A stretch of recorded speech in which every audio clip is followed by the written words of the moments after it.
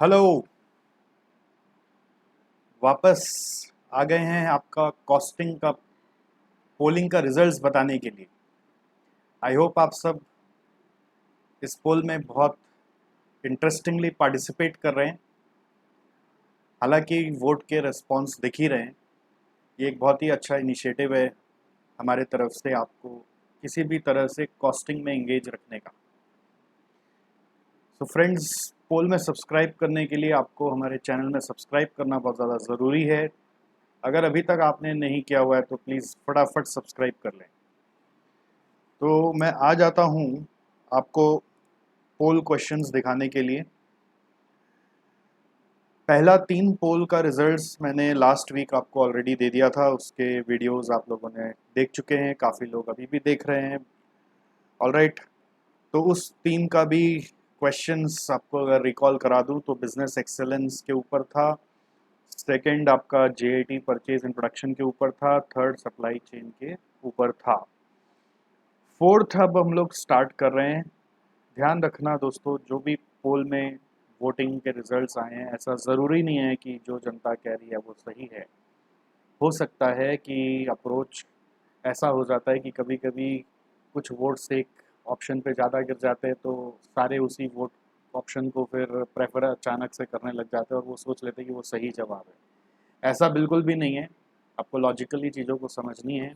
आज के इस पोल रिजल्ट्स में मैं नंबर 4 से नंबर 10 तक का क्वेश्चंस का रिजल्ट्स आपको बताने वाला हूं।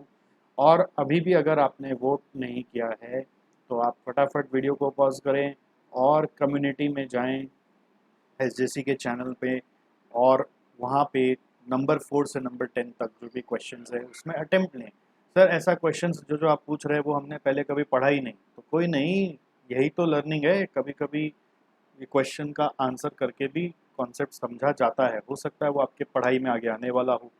सर, ये फाइनल लेवल का लग रहा है, इंटर का नहीं लग रहा। देखिए, कॉस्टिंग को नए लेवल पे सीखना है, इसीलिए ये पोल है। इंटर वाले फाइनल सीखेंगे, इवन फाइनल वालों को भी फाइनल के सिलेबस का कई बार नहीं लग सकता है, क्योंकि बहुत सारा क्वेश्चन यहाँ पे कॉमन सेंस से जुड़ा हुआ है।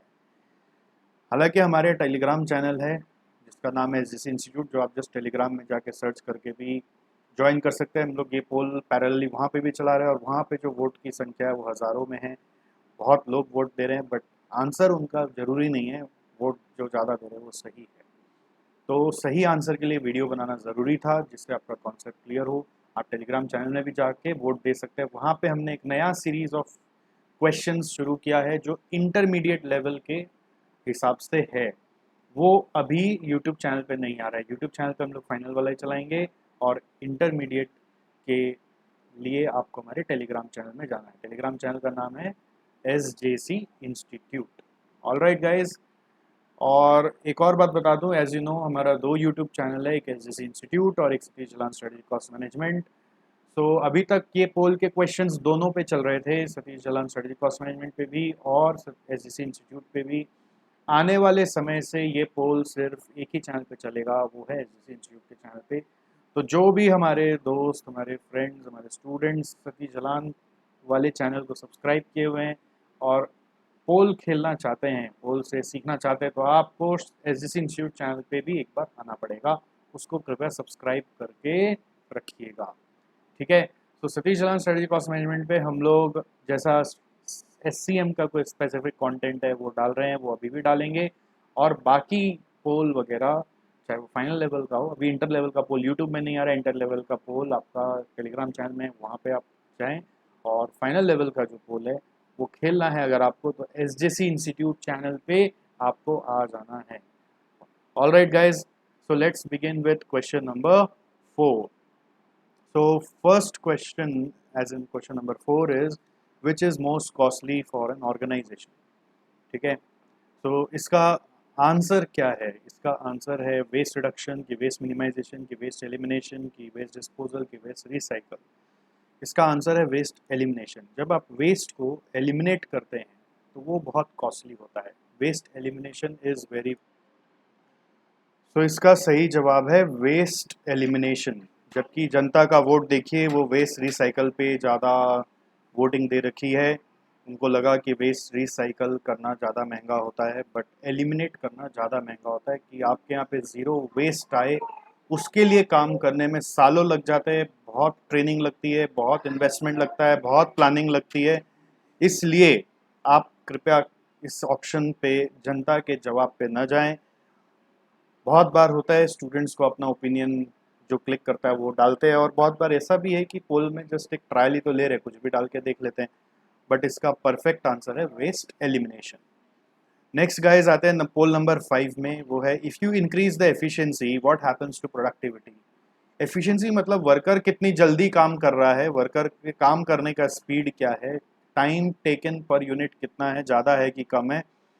बट अगर हम प्रोडक्टिविटी की बात करें तो वो ओवरऑल ऑर्गेनाइजेशन का आउटपुट पर मैन आवर होता है।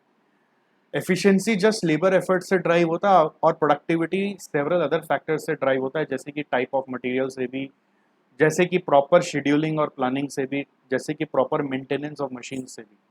सो एफिशिएंसी अगर बेहतर होगी तो प्रोडक्टिविटी बेहतर होगी ही होगी, ऐसा ज़रूरी नहीं है। इसका जवाब है उस समय प्रोडक्टिविटी बढ़ भी सकता है, घट भी सकता है, because productivity is driven by other factors also. तो इसका जवाब क्या होगा, प्रोडक्टिविटी में इंक्रीज और डिक्रीज। बट जनता जनार्दन देखिए प्रोडक्टिविटी मस्ट इंक्रीज को मार्क कर रही है। So this means that you really need some brush up with this solution videos. You cannot just understand from the poll answers. Got it guys? तो इस चीज़ पे थोड़ा सा ध्यान दो और इसको एक लर्निंग के तरह लो। आपको सीखने में बड़ा मज़ा आ रहा होगा आई गेस।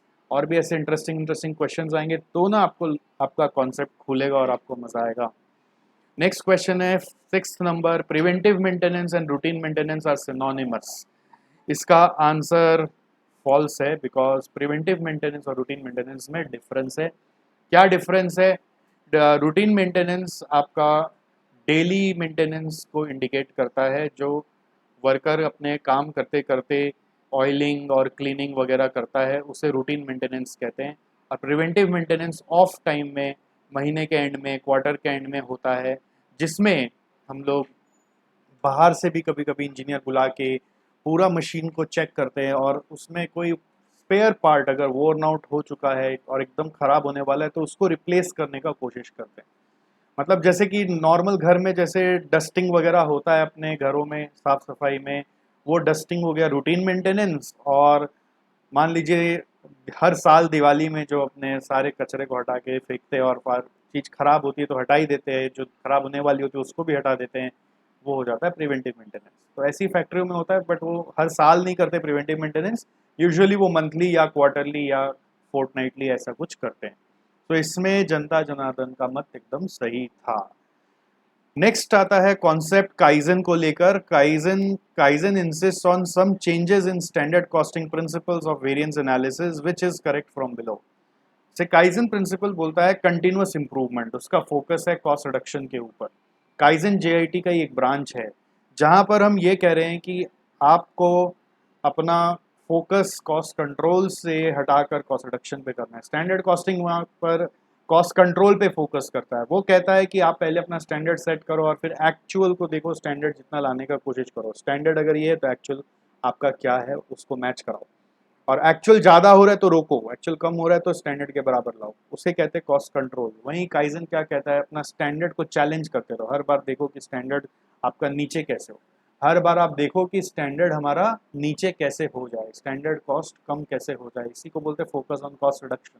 इसके लिए आपको स्टैंडर्ड को बहुत फ्रीक्वेंटली रिवाइज करना पड़ता है, फ्रीक्वेंट रिविजन इज रिक्वायर्ड। इसीलिए डेफिनेटली आपका वेरिएंस भी फ्रीक्वेंटली निकाला जाएगा। तो वेरिएंस का जो पीरियोडिसिटी होता है वो काइजन कॉस्टिंग में कम कर देते हैं। तो इसका करेक्ट आंसर है पीरियोडिसिटी शुड बी लोअर। इसके लिए एक और आर्ग्यूमेंट होता है कि सिंस जेआईटी सिस्टम का ये ब्रांच, और जेआईटी सिस्टम कहता है कि वेरिएंस हो रिपोर्टिंग होना ही नहीं चाहिए, because they stop the machinery as and when any defect is noticed and they correct the variance immediately. So उनके सिस्टम में वेरिएंस आता ही नहीं है। तो बहुत बार ऐसे भी लोग काउंटर करते हैं इसको लेकर कि सर वेरिएंस तो इसमें होना ही नहीं चाहिए, ठीक है, नॉट रिक्वायर्ड एट ऑल। इसलिए मैंने ऑप्शन दिया कि any of the above is possible and none of the above is applicable. So अगर एक कंसेप्ट के हिसाब से चलें, JIT और काइजन को कनेक्ट करके पढ़ें, तो none of the above is any of the above is possible, ज़्यादा जचता है। बट अगर स्टिलो में सिर्फ काइजन कॉस्टिंग को लेके चलें तो variance reporting periodicity should be lower, और जनता ने भी सबसे ज़्यादा यहीं पे जवाब दिया है। इवन आपके ICI भी इसी मत को सपोर्ट करते हैं, क्योंकि उन्होंने variance reporting periodicity should be lower को ही मार्क किया है। तो सही जवाब है variance reporting periodicity should be lower. Next, हालांकि वेरिएंस रिपोर्टिंग एकदम हट भी सकता है, तो उसके लिए काउंटर आर्ग्यूमेंट्स किए जा सकते हैं, बट ठीक है। ऑलराइट, तो ये हमारे एक दोस्त हैं जो SCMP बैच के फ़ैन हैं, और हम बड़े शुक्रगुजार हैं कि उन्होंने ऐसा हमें लिख के भेजा और हम आपके साथ शेयर किए। अभी हमारा SCMP 21A बैच एकदम लेटेस्ट ये फाइनल सिलेबस के हिसाब से डिज़ाइन किया गया है, और इसमें बहुत भयानक रूप से पढ़ाया जा रहा है। इसके डेमो वीडियोस आपको हमारे प्लेलिस्ट में दिख जाएंगे, आप ज़रूर उसको जाके देखिए अगर आप SCMP की क्लासेस लेने का प्लान कर रहे हैं तो। सिलेबस पूरा केस स्टडी ओरिएंटेड है, और केस स्टडी सिर्फ हम लोग डिस्कस ही नहीं, राइटिंग प्रैक्टिस भी कर रहे हैं, और उस केस स्टडी के ऑफ कोर्स साथ साथ हम लोग कॉन्सेप्ट्स पे बहुत सारे एग्जांपल्स क्रिएट कर करके पढ़ रहे हैं, उसको नोट कर रहे हैं। और एक हमारा बहुत ही इंटरेस्टिंग स्टडी मटेरियल है, जैसा कि मैं आपको यहाँ दिखाऊं। ये स्टडी मटेरियल में हम लोगों ने आपका पूरा क्लास का जो नोट्स है उसको टाइप किया हुआ है, जो जनरली हम लोग क्लास में लिखाते थे वो सब टाइप किया हुआ है।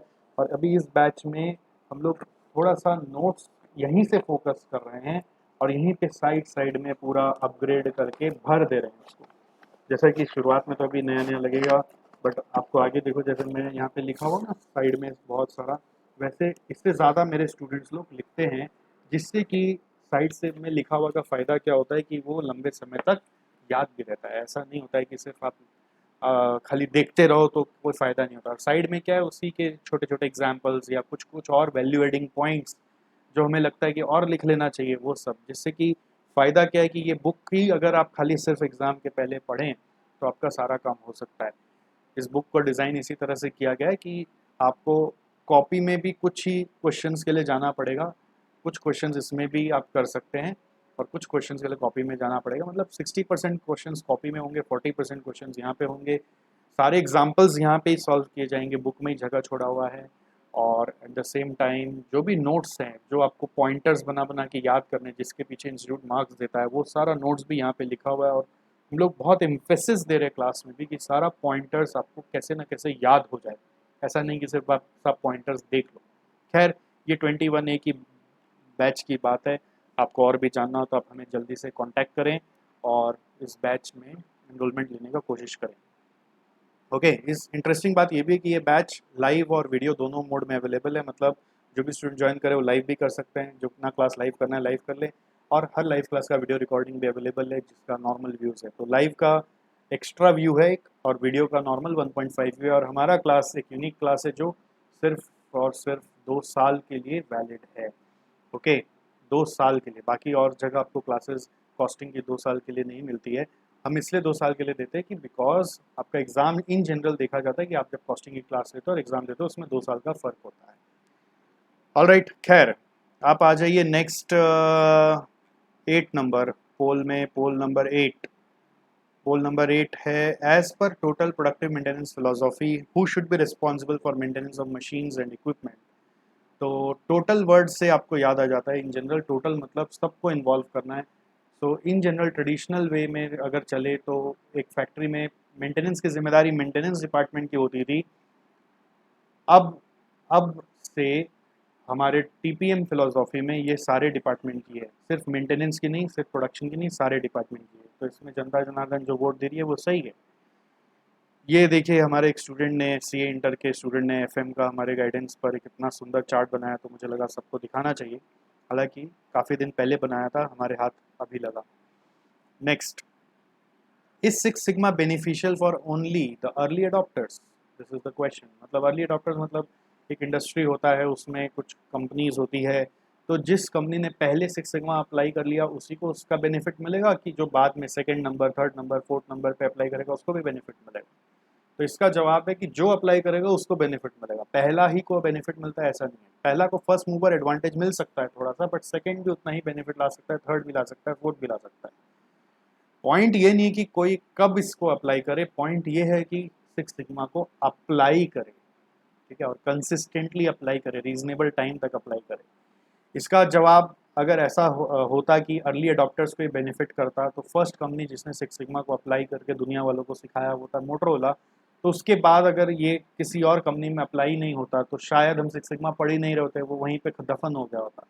जितनी बार जब भी लोग जहाँ से भी अप्लाई कर रहे हैं उनको इसका फ़ायदा हो रहा है, इसलिए सिक्स सिग्मा कॉन्सेप्ट है। सेकेंड कंपनी जिसने सिक्स सिग्मा लगाकर दुनिया में तहलका मचा दिया था वो था जनरल इलेक्ट्रॉनिक्स। तो जनरल इलेक्ट्रॉनिक्स का नाम फटा जब सिक्स सिग्मा के कारण, तब लोगों को विश्वास आना शुरू हुआ कि सिक्स सिग्मा किसी को भी हेल्प कर सकता है, कि किसी भी इंडस्ट्री में, इवन मैन्युफैक्चरिंग या सर्विस इंडस्ट्री में भी ये जाके हेल्प करता है, और कभी भी कोई इसको अप्लाई कर ले तब उसको हेल्प करता है, ठीक है। तो इस six sigma beneficial for only the early adopters? Answer is no.